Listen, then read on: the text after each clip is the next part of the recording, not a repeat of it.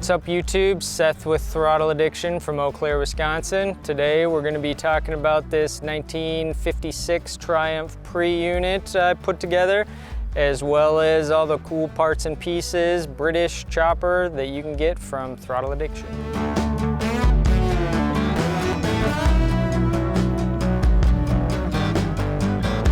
So I actually got this thing about 6 blocks away from my house here in Eau Claire. A guy came into the shop looking for a new inner tube for his pre-unit, and as I always do, I let him know that I would buy it when he was tired of it. About a week to the day later, he comes back and says, load the trailer up, come get it. So we hauled ass down there, grabbed some money out of my emergency motorcycle buying fund, and went and scooped it up. It had been sitting in his garage for quite some time. He originally bought it when he lived out in California. He was the second owner, I believe. He had the original bill of sale, all sorts of cool stuff that came with it.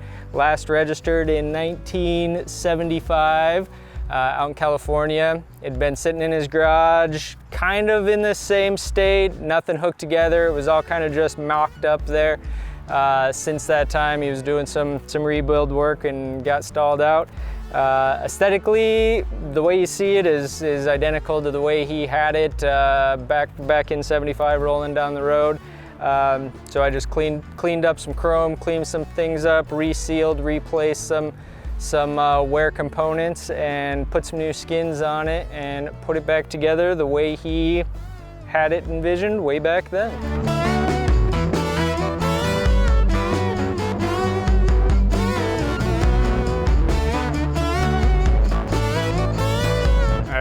Take you on a little tour here, starting at the tip, running backwards to the tail. Through some new Shinko 270, came with the 21, so that's spectacular. New tire on there. It did luckily come with the original Smith's Speedo, so that's always a cool situation there. Paint controls, had to switch up some of that stuff with just some old British ones I had laying around.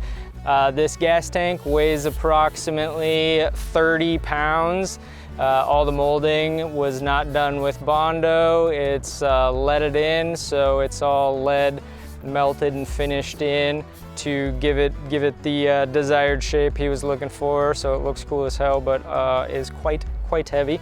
One thing I did have to do, the original pre-unit head, the right side exhaust valve had the head itself had cracked, so I had a unit jug and head laying around, so I just threw a 9-bolt unit situation on there to get her going down the road. Carburetor wise, he had dual intake with some Mikuni aftermarket situation carburetors, but in the pile of parts that obviously you have to ask if you have extra things when you buy a used bike. In that box of parts was a monoblock, which are, in my opinion, way cooler looking. So went through that, cleaned it all up, and went with a single carb monoblock on there. Came with the Bates style seat, left all that, no reason to go through anything there. I did strip the frame, cleaned up a bunch of stuff, powder coated that, spent about 400 hours polishing the chrome half of the frame, cleaning all that up, cleaning cases, polishing chrome. One thing about old bikes, you don't spend a lot of money on parts, but you sure spend a ton of time cleaning things. He had it set up with his badass offset Wassel fender. No need to do anything there, it's perfect. Threw some new shocks on it because they were roached out. Rewired everything. It kind of had some questionable wiring. You had a battery kind of strapped in there doing some weird things. Got rid of everything. Just running straight off the magneto, headlight, taillight, nothing else. Bare bones, nice cloth covered wire to keep it all hidden and look in that correct 1956 era. Moving on to the B side here. Again, pretty much the way you see it. It's the way I took it over. Just resealed everything, pulled the motor, redid everything there. A lot of polishing, a lot of cleaning, a lot of making it look nice. Replace some all our rubbers, make everything nice and shiny. Again, the mono block. You got to go with the mono block, especially from this side. It did come with a Superior kickstand, which is awesome because they're getting a little difficult to find here these days. Since I stripped everything electronically, got as bare bones as we can, running off our magneto here, no key switch, no kill switch, no anything. So all you do is prime your fuel, kick it over. Once it starts, it'll stay running until you ground out your magneto. So I got my lovely little kill switch here. Just hit that right to the case there, grounds it out, and that is what kills it. So I had new exhaust ordered, had big plans to repaint it, give it a real badass chopper paint job. But once I got it, you gotta go before show, right? So I put it all together, got it running, rode it around, worked all the kinks out.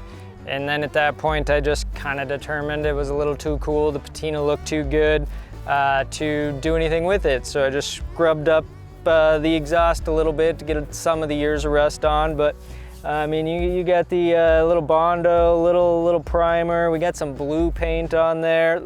Obviously, she was rattle canned a nice matte black in its last life, but got it that far and just decided to go with it. Looked too good to mess with, so that's how she sits.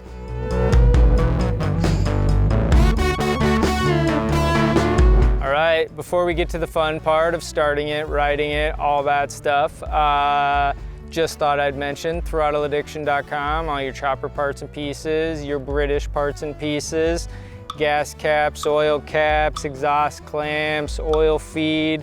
We got Amal carburetors, velocity stacks, all your rubbers for your pegs, which are always rotten, complete gasket kits, your tires, your Lucas plate, all that good stuff. Throttleaddiction.com. Check it out.